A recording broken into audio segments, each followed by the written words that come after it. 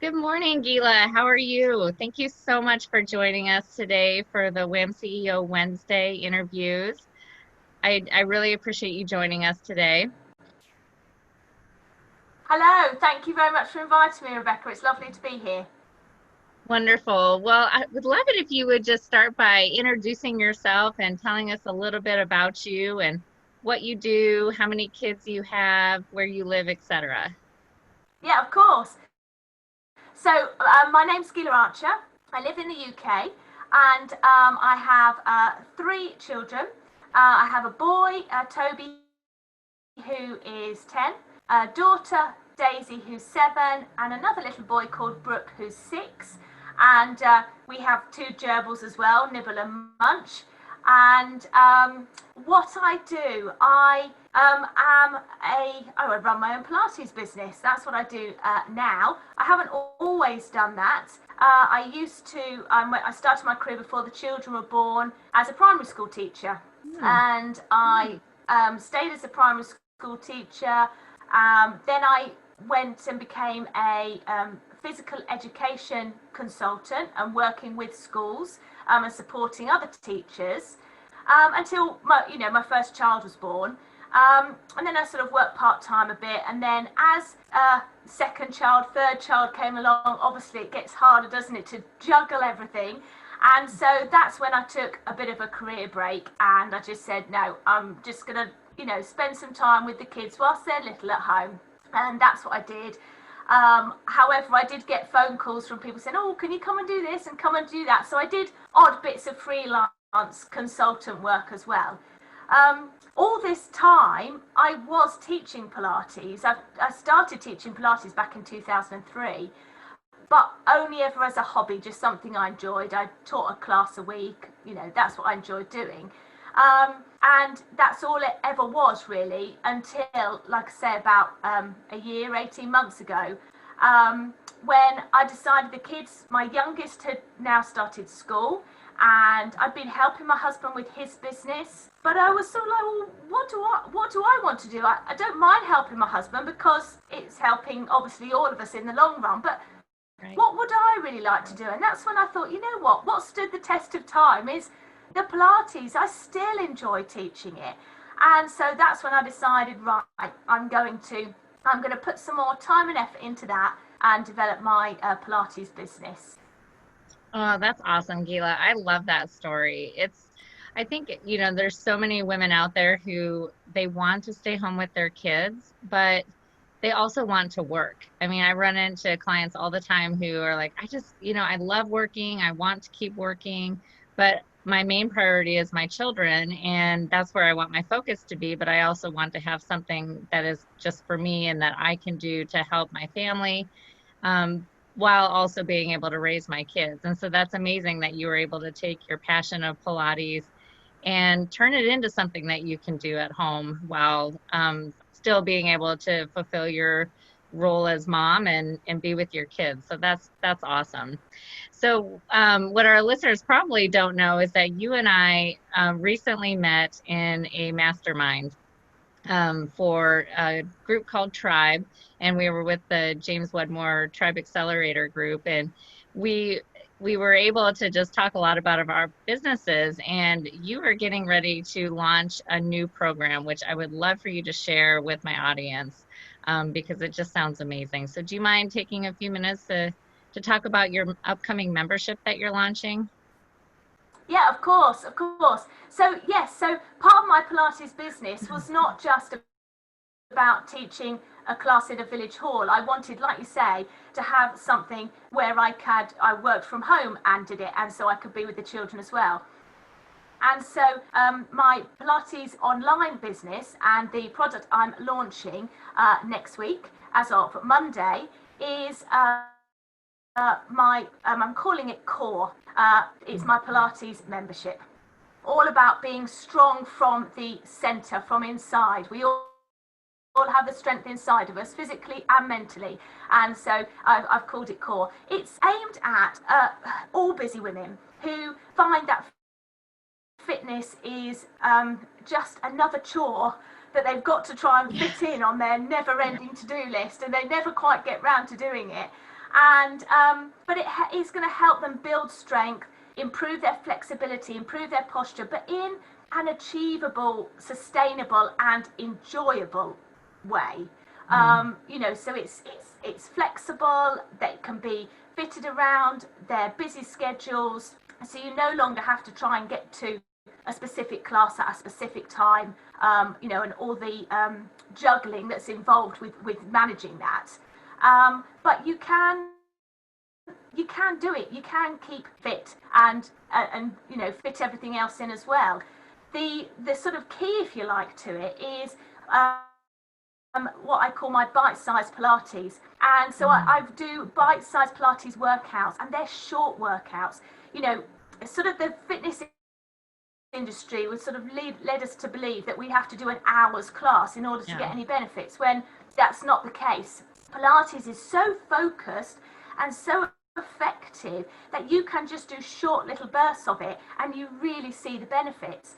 And actually, by doing short workouts that you can fit in regularly, you're more likely to be consistent, and therefore you're more likely to build strength and improve your fitness. Because as we all know, fitness isn't one of those things that you just get. You don't just walk into the gym and walk out and, way, I'm fit and that's it. It's something we've got to keep at all the time. We're all getting older and so on, and it's that long-term self-care. So the bite-sized Pilates works really well because it's short. You can fit it in. I've had some clients, saying, "Oh, it's just the right time for the time that the baby spends napping. I can fit in a workout, or whatever." And so it's convenient and it's flexible, and that was really important to me. And it's sort of evolved out of what I started doing myself, to try and keep fit around my children, was doing shorter workouts here and there. So, so it's my core membership, which has the bite-sized Pilates, so you can keep fit, and obviously all the support from me as well in that membership to help you achieve that and do that. Oh, that's great, Gila. And I'm so glad that you shared that with our audience, because as entrepreneurs and women and mothers, we often don't put ourselves as a priority, and our wellness and our health kind of just falls by the wayside a lot of times because we're just so busy. But what I think we forget is that, especially as entrepreneurs, fitness and health is so important. There's a direct correlation between your success in business and how healthy you are. And I know for myself personally, if I can just take that time to get away, even for 15, 20 minutes, go on a walk. I'm in your challenge group this week and doing some of the Pilates exercises, and just having that white space, I'm able to really focus more, not only in my business, but just in life in general. It's just having that break. Is just so needed. And sometimes when I'm exercising, I come up with the most brilliant business ideas. So, it's good for us as women and entrepreneurs just to take that time. So that's excellent. So now Yeah, you absolutely. are super busy. You have a successful business, you're a wife, a mother, you've got those gerbils that you got to take care of. So, what do you think is your biggest challenge as a work at home mom?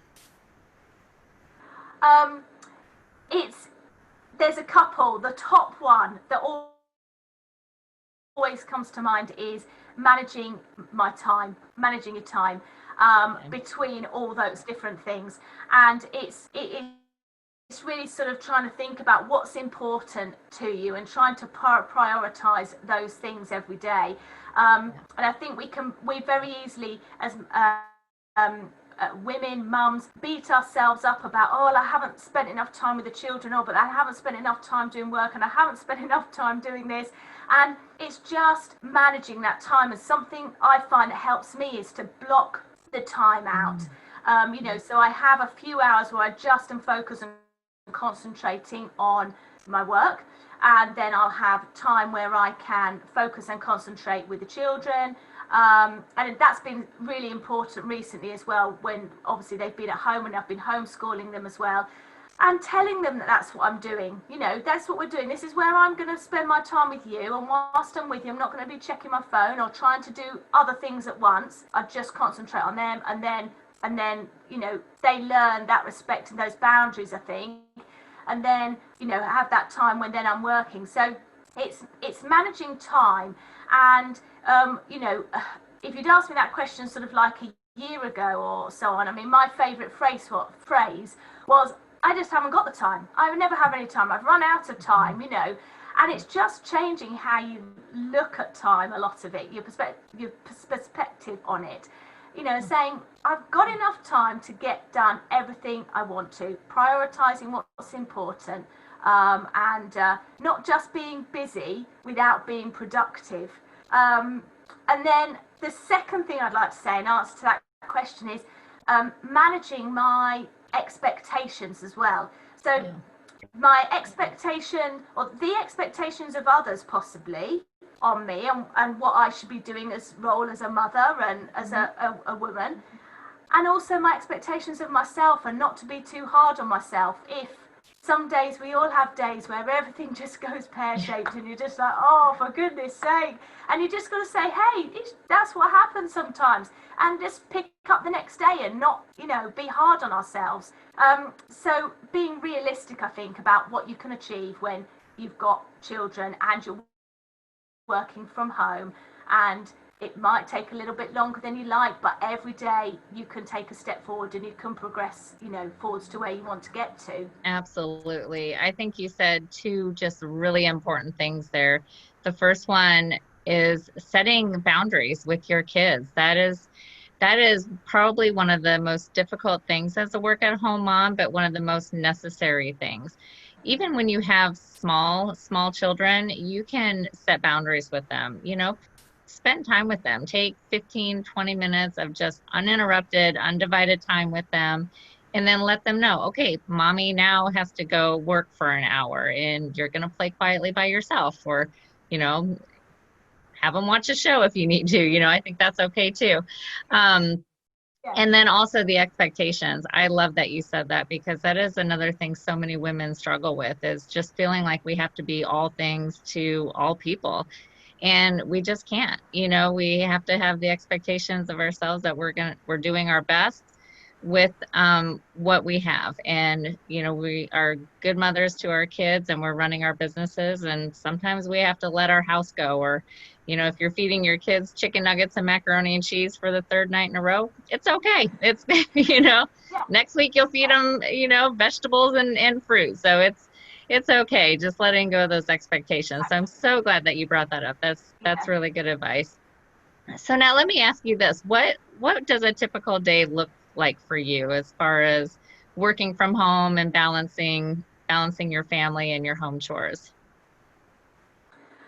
Well, obviously, recently it's been a bit different. But before lockdown and so on, it was, you know, I like I said, very much sort of tried to block my time. And, you know, we'd get the kids up morning with breakfast and getting them ready for school and reading and so on, get them to school. And then I'd always try and have some time, either every morning or every afternoon, depending on how it fitted in with other things, but where I do some exercise for me. And that might be some Pilates or some other, I do ballet, and I do aerial silks, and I do other things, classes as well, which I enjoy doing. Cool. So there are specific times, but I go and do those. But I fit them in for me. And then I have a set of time, you know, where I will focus on work. And then I'll also have some time where I need to, you know, sometimes you've got to pack teas and, you know, get children's stuff ready for after school and all of that, and try and focus on that as well. And then by about half 2, 3 o'clock, it's pick them up, and tends to be then the majority of the evening is running them to dancing and rugby and gymnastics and whatever else they're doing, and tea time, bedtime stories, and then I sometimes do another hour or so work. So this is what's good, you know, about working at home, in that I can then do another bit of work later on once they're in bed, and I do an hour. So I always try and make sure, though, that I have time to stop and switch off, because it's very easy when you're at home to just keep on working. and you just, oh, I'll just do a bit Absolutely. more, I'll just do a bit more, and it Yeah. gets later and later, and then I don't know about you, but I find I go to bed and then you can't switch off, your mind is racing. Yeah. So what I often do is I just often just do like a nice, I just switch off, and sometimes it's sit and watch the telly, although I don't tend to watch the telly very much. I love doing jigsaws, I might do that if I've got a jigsaw on the go, or I just do a bit of a stretch out and a bit of, just sort of just to calm yourself down and Yeah. shut your mind off before getting into bed.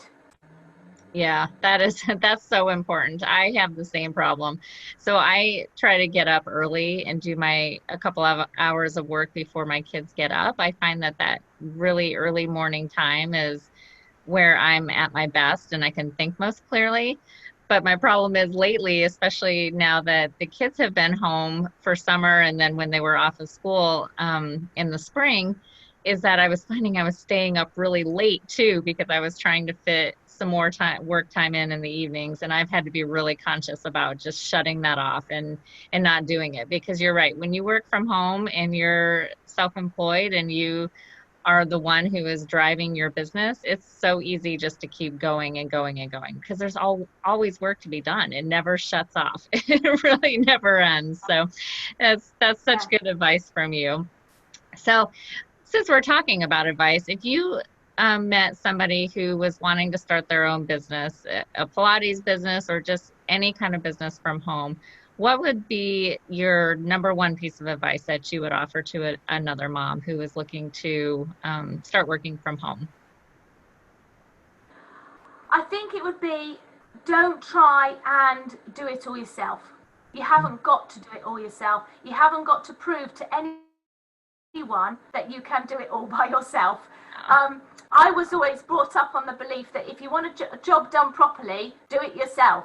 Um, and it's that's not the case. You're just going to run yourself into the ground, and then you're no good to anyone. You can't look after yourself or your children or anything else.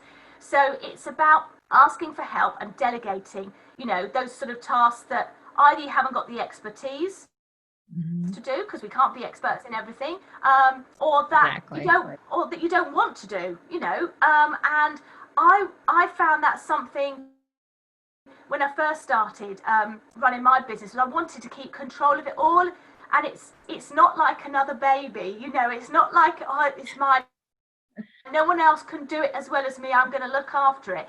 It was letting go control a little bit and saying, no, it's okay, I'm going to give that person can send out, or schedule emails, or they can do this bit, or they can do, and asking people for help. And as soon as it's good, because once you start doing it, you get better at it, you get better at asking people for help, and there's nothing to be ashamed of that. You then have got a team, and it's far more enjoyable working like that as well, rather than on your own. And then it's very easy to become isolated in your head, isn't it, and start going around, oh, is that, should I do that, is that the right thing to do, Yep. but if you can work with other people, it helps. So yeah, I don't try and do everything yourself.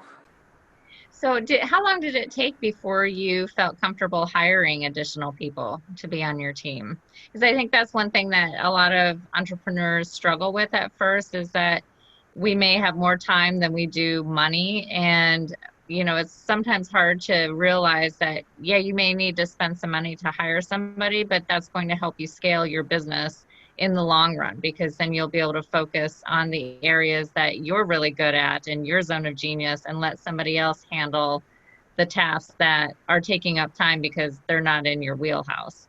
So did it take you, Yeah, were you somebody who hired right away or did it take you a while to get to that point?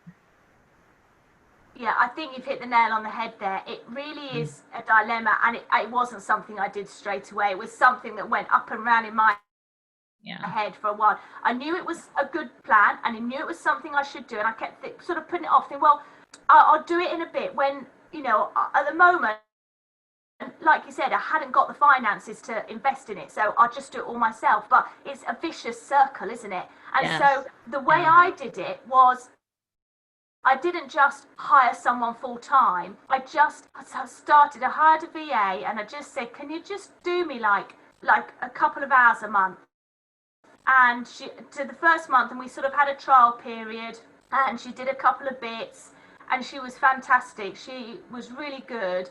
And then the next month I said, okay, could you just do a little bit more for me? And I Yeah. was happy because then I gradually let go of the strings little bit Yeah. by little bit, and and then she could gradually take on more. And now I'm far happier saying, right, every month I'd like you to do this, and this. And I'm happy with her doing that. Whereas in the beginning, it was more sort of flexible, and we played it by ear. So that's quite, if you're a bit concerned about hiring someone, is maybe start off with them just doing a small amount, because then that's easier on the finances, and you can see how they go. And if you work with them well and you like what they do, and then you can gradually develop it from there, I think. Yeah, I think that's great advice. That's actually how I just started hiring as well, and that's how I did it. I started with just a few hours a month because it's a good way to, as the entrepreneur, to learn to let go of that control because, a lot of us struggle with control. We want to have control of every aspect of our business. And it's a good way to build trust with the person that you've hired. And I think that that's such excellent advice. And, as you get more comfortable, then you can scale and you can grow your business and add additional team members if you like, or give your person more to do. But that's such a great way to start. And I think it's important for people to understand that, as you said, we don't have to do it all. And once we do start hiring and getting some help, you realize just how much more you're able to do in your business and how your business will grow because you are doing the things that you're really good at and meant to do. So Yeah, that's absolutely. that's such good advice. Well, this has been just an awesome, awesome time with you, Gila, and you've offered so many great just nuggets of information for somebody who is wanting to start out. But one thing I always love to do, ask my people that I'm interviewing before they go is, what is your favorite business book, or what are you reading right now? Because I'm always trying to grow my my library of business books. So I would love to know, is there anything that you just are really enjoying reading or has helped shape your business that you could share with us? Okay.